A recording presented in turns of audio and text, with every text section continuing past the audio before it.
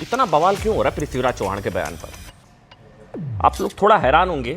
मेरा point of view, मुझे ऐसा लगता है कि इतना बवाल क्यों हो रहा है, मतलब ऐसा क्या कह दिया, या कहिए ऐसा नया क्या कह दिया कांग्रेस पार्टी के किसी नेता ने, ऐसा नया क्या कह दिया कि मतलब देश में एक ही मुद्दा रह गया है, बवाल मचा हुआ है साहब।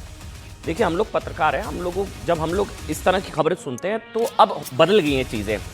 अब क्या हो गया, अगर कोई कांग्रेस का नेता सवाल उठाए तो वो खबर नहीं होती है। अगर कांग्रेस का कोई नेता सेना पर सवाल उठाता है, सेना के शौर्य पर सवाल उठाता है, तो वो खबर नहीं है, या वो ब्रेकिंग न्यूज नहीं है, वो बड़ी खबर अब नहीं होती है, वो रोज का है। मतलब कोई कांग्रेस का नेता सेना के पराक्रम को नमन करते हुए ऑपरेशन सिंदूर की तारीफ कर देता है तो वो खबर होती है। अब समझ रहे हैं आप? तो इतना बवाल, मतलब पृथ्वीराज चौहान को पाकिस्तान का प्रवक्ता बताया जाने लगा। बीजेपी के कुछ नेता कह रहे हैं कि तो मुनीर का गुणगान कर रहे हैं साहब, मुनीर के फैन बन गए हैं पृथ्वीराज चौहान, ये कह रही है बीजेपी के नेता। पाकिस्तान भी उनके बयान पर तालियां पीट रहा है। पृथ्वीराज चौहान ने तो सिर्फ यही कहा ना कि ऑपरेशन सिंदूर के पहले ही दिन भारतीय सेना बुरी तरह से हार गई थी, हमारी सेना हार गई, पहले ही दिन हार गई, पाकिस्तान ने इंडियन एयरफोर्स को पूरी तरह से जमीन पर ला दिया। तो इतनी हैरानी क्यों कांग्रेस के किसी नेता के ऐसे वक्तव्य पर? अब हैरानी होती है क्या? ये मेरा आप लोगों से सवाल है, होती है हैरानी? हाय तौबा मची हुई है। मेरी नजर में साहब, नेता जो बात कहता है, आपका कोई लीडर है, वही आगे उसी लाइन को टोक किया जाता है। पृथ्वीराज चौहान ने वही कहा जिसके लिए कांग्रेस के नेता अक्सर पाकिस्तान में हीरो बन जाते हैं, हेडलाइन में आते हैं। मैं बताता हूं कैसे। यहां तो पृथ्वीराज चौहान साहब की बात हो रही है। अब राहुल गांधी से बड़ा तो कोई नेता नहीं है ना कांग्रेस पार्टी में, कोई है तो बताइए। पद के हिसाब से खड़गे जी हो सकते हैं पार्टी के राष्ट्रीय अध्यक्ष, वैसे सबसे बड़े नेता राहुल गांधी जी, उत्तराधिकारी। 2022 में भारत जोड़ो यात्रा के दौरान राहुल गांधी ने सेना को कमजोर बताते हुए कहा था कि चीन के सैनिक भारतीय जवानों को पीट रहे हैं। अब आप थोड़ा ध्यान दीजिए साहब, फिर क्यों हैरान होना? राहुल गांधी कहते हैं भारतीय सैनिक पिट रहे हैं, उनकी पिटाई हो रही है, पिटाई हो रही है। आप जानते हैं इस बयान पर हाईकोर्ट ने उन्हें फटकार लगाते हुए कहा, साहब कि बोलने की ना आजादी की भी कुछ सीमाएं होती हैं, सेना का अपमान नहीं किया जा सकता। यह हाईकोर्ट ने कहा। फिर मामला सुप्रीम कोर्ट भी पहुंचा था, वहां पर भी जो है फटकार लगाई गई थी। इससे पहले 2016 में कांग्रेस के कई नेताओं ने सर्जिकल स्ट्राइक को फर्जिकल स्ट्राइक बताया। 2019 में बालाकोट एयर स्ट्राइक पर सेना का मजाक उड़ाते हुए कांग्रेस के नेताओं ने कहा था, कहां मारा, कौन सा मारा, से पेड़ तो गिरा के आ गई हमारी सेना, सबूत दो। तो फिर क्यों हैरान हो रहे हैं प्रभु? क्या कह दिया पृथ्वीराज चौहान ने? इतना बड़ा, इतना बवाल मुद्दा बना दिया है। बीजेपी कह रही है गद्दार हैं, ट्रिजन है, ये गद्दारी है, देश से देशद्रोह कर दिया। अब ऑपरेशन सिंदूर को लेकर कांग्रेस के नेता पृथ्वीराज चौहान ने भारतीय सेना को नीचा दिखाते हुए कहा है कि 7 मई को भारत पहले दिन ही उधार गया था। आज जब मैं इस पर रिसर्च कर रहा तो मुझे वो एक मेन्यू बड़ा वायरल हुआ था, आपको याद है? एक वो मेन्यू था जिसमें, हाँ मैं वो लेकर आया था, ये वो मेन्यू था। इसमें था Rawalpindi chicken tikka masala, Rafiki राड़ा mutton, Bholari paneer मेथी मलाई, सुक्कूर शाम सवेरा कोफ्ता, सरगोदा दाल मखनी, जकोकाबाद मेवा पुलाव, भावलपुर नान। ये सारी डिशेज हम लोगों ने टेस्ट नहीं कराई पृथ्वीराज चौहान जी को। इंडियन एयरफोर्स के मेन्यू में खा गए हम, पाकिस्तान को उड़ा दिया हम लोगों ने। इतना धोया, इतना मारा, इतने थप्पड़ मारे।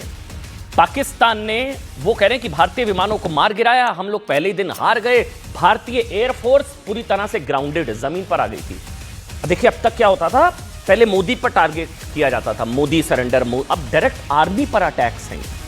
फर्क समझिए, पहले आर्मी पर डायरेक्ट अटैक नहीं होते थे, पहले मोदी सरेंडर, मोदी ये, मोदी वो। ये पहली बार अब आर्मी पर डायरेक्ट अटैक्स की बात की जा रही है। मैं एक और चीज कहूंगा, ये बात कहने की पहले ही दिन हिंदुस्तान हार गया, ये तो मुनीर नहीं कह पाया आज तक। ये मुनीर के कहने की हिम्मत नहीं हो पाई। जो बात पाकिस्तान नहीं कर पाया, वो बात कांग्रेस के नेता कह रहे हैं। हालांकि कांग्रेस पर जिस तरह दुश्मनों को ऊंचा और भारतीय सेना को नीचा दिखाने के आरोप लगते रहे हैं, पृथ्वीराज चौहान ने, मैं फिर कह रहा हूं, सिर्फ आरोपों को आगे बढ़ाया है। सवाल मेरी नजर में जो है वो है टाइमिंग। टाइमिंग बहुत बड़ी है। अब सुनिए जो कह रहा हूं, मेरे लिए खबर पृथ्वीराज चौहान का बयान नहीं है, टाइमिंग।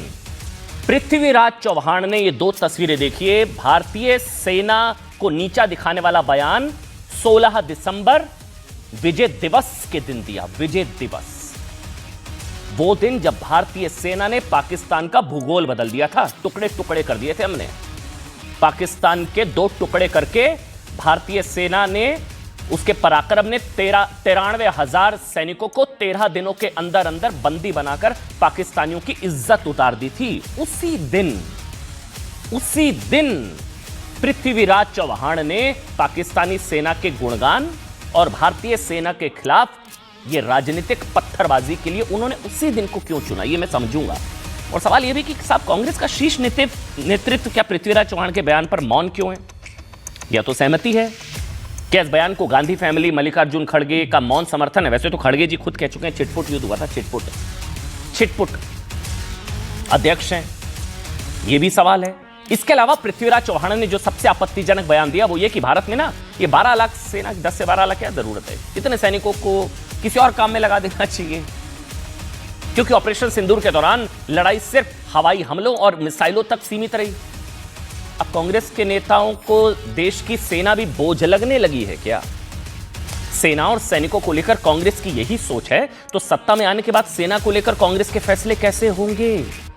सवाल यह कि ऑपरेशन सिंदूर में भारतीय सेना को हारी हुई सेना बताने वाली कांग्रेस क्या अब सैनिकों को ही बोझ, अनुपयोगी, फालतू बताना चाहती है? एक बार ऐसा करते हैं, आपको बयान सुनाते हैं। पहले आप एक काम करिए, बयान सुनिए, पृथ्वीराज चौहान का वो बयान, फिर हम आगे की बात करेंगे। सुनाइए एक बार। आणि त्यामुळे मग एक असा विषय निघाला की मग मोदींनी का मान्य केलं? पहिल्या दिवशी आपला संपूर्ण पराभव झाला। 7 तारखेला जे हवाई युद्ध अर्ध्या तासात झालं त्यामध्ये आपला टोटल पराभव झाला, हे कोणी मान्य करो अगर न करो। आणि त्यामुळे त्या दिवशी भारताची जी विमानं पाडली, त्या दिवशी सगळा भारताचा एअरफोर्स ग्राउंड झाला, त्यानंतर एकही विमान उडलं नाही। आपको ये जो बयान है उस पर आप माफी मांग रहे हैं? बिल्कुल सवाल नहीं उठता, बिल्कुल सवाल नहीं उठता। हाँ जी सर, ये सवाल नहीं उठता।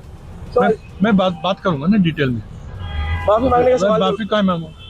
लेकिन आपके हिसाब से स्टेटमेंट गलत था क्या सर? बिल्कुल नहीं। लोग मीडिया में वही सब जगह ऐसे ही चला कि अपमान हुआ है। मैं करूंगा, डिटेल बात करूंगा जी। Will talk to media properly. So are you apologising right now? Out of the question. अच्छा, 1 मिनट में डिबेट शुरू करूं। मेरे साथ एक बड़ा पैनल है, लेकिन एक बार अगर मैं रिक्वेस्ट करूं पीसीआर से, अपने प्रोड्यूसर से, कि वो 7 मई जब ये ऑपरेशन सिंदूर हुआ था तब पृथ्वीराज चौहान ने तारीफ करी थी। जी, आप हैरान हो जाएंगे, तब उन्होंने कहा था कि शानदार काम, प्रिसीजन के साथ अटैक किया, पाकिस्तान को जवाब दिया। 7 मई, अब कह रहे हैं कि नहीं हम तो फेल हो गए थे। इस दौरान बीच में क्या हुआ था? राहुल ने कह दिया था हमने सरेंडर कर दिया है, तो नेता के दबाव में आकर क्या पृथ्वीराज चौहान ने भी अपने रुख से यू टर्न ले लिया? हम सुना सकते हैं एक बार 7 मई वाला बयान? सुनाइए एक बार, सुनिए। और हम इस कार्रवाई का स्वागत करते हैं। अब प्रोपेगेंडा वॉर होगा, इंफॉर्मेशन डिसइंफॉर्मेशन वॉरफेयर होगी, गलत सलत अफवाहें फैली जाएंगी। हम इस सरकार से गुजारिश करेंगे कि इस इंफॉर्मेशन वॉरफेयर में पाकिस्तान को कभी हावी न होने दिया जाए, क्योंकि आजकल इलेक्ट्रॉनिक का इंटरनेट का युग है, सोशल मीडिया का जमाना है, तो कई सारी झूठी खबरें फैलाने की आशंका है और हम इस कार्रवाई का स्वागत करते हैं। अब प्रोपेगेंडा वॉर होगा, इंफॉर्मेशन डिसइंफॉर्मेशन वॉरफेयर होगी, गलत सलत अफवाहें फैली जाएंगी।